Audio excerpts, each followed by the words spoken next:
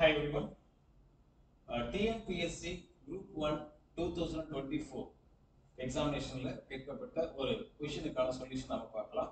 இந்த கொஸ்டினுக்கான சொல்யூஷன் பார்க்கறதுக்கு முன்னாடி பர்சன்டேஜ் ரிலேட்டட் ஒரு சின்ன கான்செப்ட் உங்களுக்கு நான் சொல்லி தரேன்.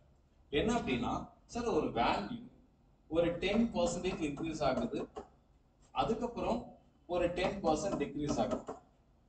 ஓவராலா என்ன சார் நடக்கும் அப்படின்னு பார்த்தீங்கன்னா அந்த வேல்யூல ஒட்டுமொத்தமா என்ன சார் நடக்கும் அப்படின்னா ரொம்ப சிம்பிள். இது ரெண்டையும் மல்டிபிள் பண்ண என்ன வரும்? 10 into 10 100 பிளஸ் 100 மைனஸ் 100 மைனஸ் 100 போட்டுட்டு இதுல ரெண்டு டிஜிட் மாட் பாயிண்ட் வைக்கணும். அப்ப என்ன வரும்? ஒரு வேல்யூ 10% இன்க்ரீஸ் ஆகி திரும்ப 10% டிக்ரீஸ் ஆச்சுன்னா அந்த ஃபைனல் ரிசல்ட்ல 1% குறையும். சப்போஸ் ஒரு வேல்யூ 25% இன்க்ரீஸ் ஆகுது, திரும்ப 25% டிக்ரீஸ் ஆகுது. ஒட்டுமொத்தமா என்ன நடக்கும் பாத்தீங்கன்னா ஓவரால் என்ன நடக்கும்?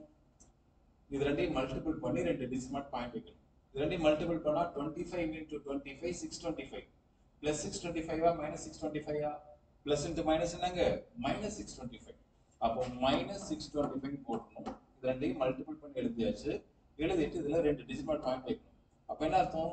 ஒட்டுமொத்தமாக ஒரு வேல்யூ 25% இன்க்ரீஸ் ஆயிட்டு திரும்ப 25% டிக்ரீஸ் ஆச்சுன்னா ஒட்டுமொத்தமா என்ன நடக்கும்னு பாத்தீங்கன்னா 6.25% அதோட மதிப்பு குறையும். சோ இதுதான் ஒரு லாஜிக். இப்ப இங்க கொடுத்திருக்கிற சம்ல என்ன கொடுத்திருக்காங்கன்னா ஒரு மக்கள் தொகை என்ன இருக்குன்னா இனிஷியலா என்ன இருக்குங்க, ஒரு குறிப்பிட்ட வருடத்தில் நகரத்தின் மக்கள் தொகை 5% அதிகரிக்கிறது, அது ஃபர்தரா ஒரு 5% குறைகிறதுன்னு சொல்லியிருக்காங்க. அதுக்கப்புறம் என்ன மாறிடுச்சு? 9975 மாறிடுச்சு அப்படின்னா ஆரம்பத்தில் என்ன இருந்திருக்குன்னு சொல்லி கேட்டிருக்காங்க. சோ ஆரம்பத்தில் இருந்த மக்கள் தொகை என்னன்னு சொல்லி கேட்டிருக்காங்க. இதுதான் இந்த கேள்வி. ஒரு மக்கள் தொகை 5% அதிகரித்து அதன் பின்னர் 5% குறைந்தால் இந்த வேல்யூ வருதுன்னா இனிஷியல் என்ன வருதுன்னு கேட்கறாங்க. இப்போ ஏதோ ஒரு வேல்யூ 5% இன்க்ரீஸ் ஆயிட்டு 5% டிக்ரீஸ் ஆகுதுன்னா என்ன நடந்திருக்கும்? ரெண்டையும் மல்டிபிள் பண்ணுங்க. 5 into 5 25 minus 25. அதுல ரெண்டு டிசிமல் பாயிண்ட் வச்சீங்கன்னா minus 0.25 வருமா? அப்போ 5% இன்க்ரீஸ் ஆகி திரும்ப 5% டிக்ரீஸ் ஆச்சுன்னா ஓவரால் என்ன நடந்திருக்குங்க? 0.25% வந்து டிக்ரீஸ் ஆகும். அப்போ ஒரு வேல்யூ 0.25% டிக்ரீஸ் ஆகுது அப்படின்னா அப்போ இதை விட பெரிய நம்பர் தான் இங்க வந்திருக்கும் இல்லையா? இதை விட பெரிய நம்பர் இங்க இருந்தாதான் இதுல இருந்து ஏதோ ஒரு பர்சன்டேஜ் குறையும் போது இதோட சின்ன நம்பர் வரும். அப்போ கொடுத்துருக்கிற ஆப்ஷன்ல 9975 அப்படின்னு இருக்கு பாத்தீங்களா?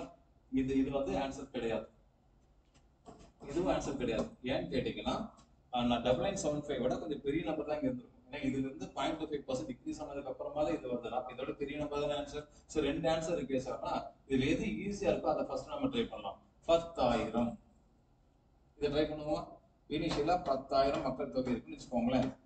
இது 5% அதிகரிக்கிறது. 105/100 5% இன்க்ரீஸ் ஆச்சுன்னா 105/100. அதுக்கப்புறம் 5% குறைகிறது. 95/100 5% அதிகரிச்சுன்னா 105, 5% டிக்ரீஸ் ஆச்சுன்னா 95. அதே 10% டிக்ரீஸ் ஆச்சுன்னா என்ன பண்ணுவீங்க? 90/100. 10% இன்க்ரீஸ் ஆச்சுன்னா 110/100 அப்படி போடணும். போட்டா எனக்கு இந்த ஆன்சர் வந்துச்சுன்னா ஓகே. வருதான்னு செக் பண்ணலாமா? 100 into 100 10,000 கேன்சல் ஆயிடும். 105ஐயும் 95ஐயும் பெருக்கினீங்கன்னா கரெக்டா இதே ஆன்சர் தான் வரும். அப்ப என்ன பண்ணலாங்க? ஆப்ஷன் டி 10,000 நீங்க தாராளமா டிக் பண்ணிக்கலாம். அதுக்கப்புறம் இது இல்லைன்னு முடிவு பண்ணிடலாம். மேல இருக்கிறது கிடையாது, கீழே இருக்கிறது ஆன்சர் ஆப்ஷன் டி.